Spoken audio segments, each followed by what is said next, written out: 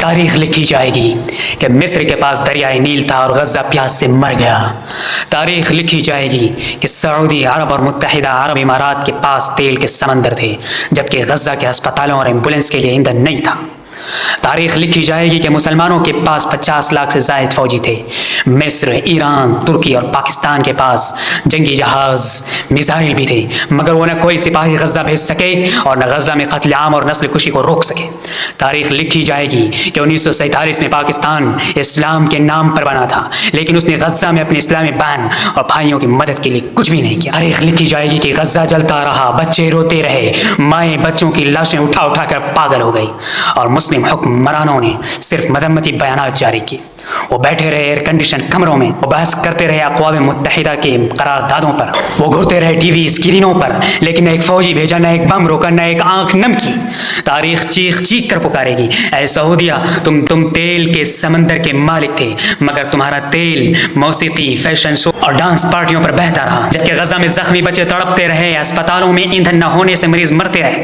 تاریخ تمہیں نہیں بخشے گی۔ اے پاکستان، تم نے اسلام کے نام پر جنم لیا، تم نے لا الہ الا اللہ کے نعرے پر قربانیاں دی، مگر تم غزہ کے لیے صرف تصویریں شیئر کرتے رہے، تمہیں اپنے بھائیوں کا خون رلایا نہیں۔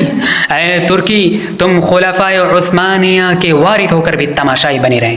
اے امت مسلمہ، تم سب کے سب 50 لاکھ سے زائد فوجی تھے، ہزاروں جنگی جہاز، کروڑوں گولیاں فوجی تھے، جنگی جہاز، کروڑوں گولیاں، اربوں کا اسلحہ، مگر غزہ کے لیے تم سب بے بس نہیں، تم بے بس نہیں، بے غیرت ہو۔ لکھے گی کہ فلسطین بلکتا رہا، رو رو کر پکارتا رہا، یا ایھا المسلمون اغیثونا، مگر تم نے کانوں میں روئی ٹھوس لی، تمہیں فکر تھی صرف اپنے تاج کی، اپنے محلات کی، اپنی کرسی کی۔ خون میں لت پت فلسطینیوں کو دیکھ کر نہ تم نے بازار بدلا، نہ تم نے عادت بدلی، نہ تم نے دل بدلا۔ لکھے گی کہ تمہارے ہاتھ خالی نہیں، خون آلود تھے، تم قاتل نہیں مگر قاتلوں کے سہولت کار ضرور تھے، تم نے بندوق نہیں چلائی مگر خاموشی سے نسل کشی کی اجازت دی، اور اس خاموشی کی گونج قیامت تک تمہارے ضمیر پر پڑتی رہے گی۔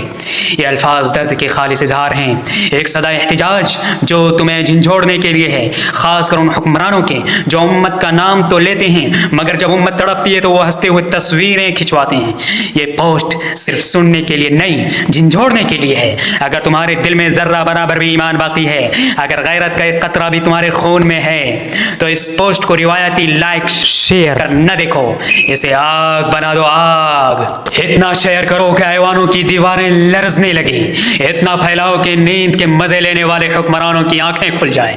فلسطین کا بچہ تمہیں پکار رہا ہے اور تم خاموش ہو۔ کیا تم واقعی اتنے مردہ ہو چکے ہو؟ اگر نہیں تو اٹھو، بولو اور دوسروں کو بھی جھنجھوڑو، کیونکہ خاموشی اب جرم ہے، جرم ہے، جرم۔